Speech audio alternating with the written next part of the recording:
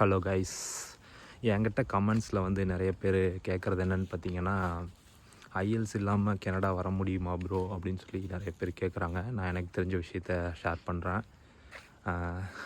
ஐஎல்ஸ் இல்லாமல் வந்து கனடா வந்து கண்டிப்பாக வர முடியாது. இட் டிபெண்ட்ஸ் என்ன நீங்கள் வீசா சூஸ் பண்ணுறீங்க அப்படிங்கிறத பொறுத்து. ஃபார் எக்ஸாம்பிளுக்கு பர்மனெண்ட் ரெசிடென்சி, ஒர்க் பெர்மிட்டு, இதுக்கெல்லாமே கண்டிப்பாக வந்து ஸ்டடி பெர்மிட், இதுக்கெல்லாமே வந்து கண்டிப்பாக ஐஎல்ஸ் எக்ஸாம் வந்து கண்டிப்பாக எழுதி தான் ஆகணும். ஐஎல்ஸ் கண்டிப்பாக வேணும். மேபி விசிட்டர் வீசாவுக்கு வந்து வேணால் ஐஎல்ஸ் வந்து தேவைப்படாமல் இருக்கலாம்.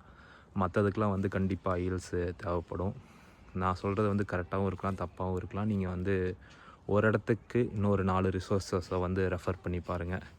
ஸோ அதை பண்ணி பார்த்தீங்கன்னா உங்களுக்கே வந்து ஒரு கிளாரிட்டி கிடைக்கும். ஆனால் ஜென்ரலாக பார்த்தீங்கன்னா ஐஎல்ஸ் இல்லாமல் வர முடியாதுன்னு தான் நான் நினைக்கிறேன். அண்டு மறக்காமல் சப்ஸ்கிரைப் பண்ணிக்கோங்க. சீக்கிரமாக வந்து 1000 சப்ஸ்கிரைபர்ஸை வந்து ரீச் பண்ணணும். ஸோ மறக்காமல் சப்ஸ்கிரைப் பண்ணிவிட்டு போங்க.